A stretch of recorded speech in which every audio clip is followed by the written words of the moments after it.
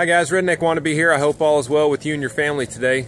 So I've got a pear tree here at the house that I only have one pear, and you need multiple pears, at least two pears, for them to pollinate and set fruit. So I didn't know that when I planted it, and so now I do. So what I've done is I've got a different variety of pear out at the farm, and so what I did was I cut just a small limb off.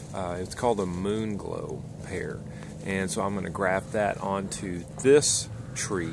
This is a Bartlett pear, so hopefully there'll be two separate varieties of pears, and they will both fertilize each other. And so I'm trying two ways, and I'll show you what I'm doing. So so on this one, I cut with, just a plain old saw. I cut straight off, and then I made I'm not sure what you call it, a gash, if you will, on the bark here, just going into was it the precambium level or something like that. So I've done that, and then I'll show you how I'm going to do.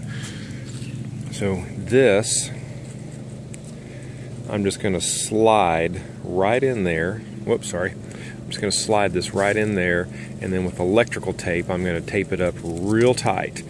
And then the other is a smaller section that I've made, and I don't know if you can see that very well, but I've made just a V with a real sharp knife, and right up here, which you really can't tell, I made a gash right there in the middle, and I'm just going to insert that right in here, and then I'm going to put it with I tape it up with electrical tape real tight, and we'll see how it looks. So let me do all this, and I'll come right back and I'll show you what it looks like at the end. Thanks. Alright, so on this first one, I haven't done the electrical tape yet, but I know there's supposed to be as little of an air gap in there as possible.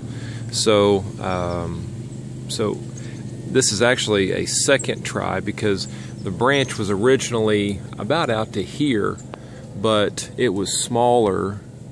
The diameter of that out there was smaller than the diameter of this branch that I'm trying to graft on there. So so I cut it down a little bit closer to make it a little bit bigger, and so hopefully I won't have much of an air gap right there. So but anyway, I just want to show you what I was talking about, and then I will do the others and come right back. Alright guys, so here is, I guess, graft number one, and then I'll show you graft number two here in just a sec. But this one was tough, to cut this, and then to make a gash in that bark, and then pull back that layer. That was kind of tough. So I don't know how this one will do, but we'll see. And so I've got electrical tape on there, just real tight, to hopefully keep it as secure as possible. Now this one, this seemed to be a little bit easier, because if you remember, this twig I had cut it at an angle, so this was essentially a triangle. This, I put a gash right through here to open it, and I just slid that right in, and I've got this as tight with, I've got this as tight with electrical tape as possible.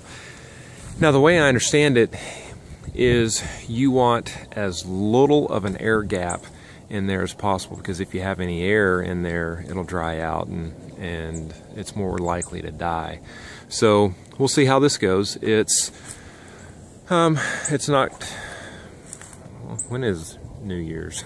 I don't know. New Year's is a couple days away, so so we'll see when things usually start to shoot out about mid to late February, depending on weather. Sorry, my head got cold.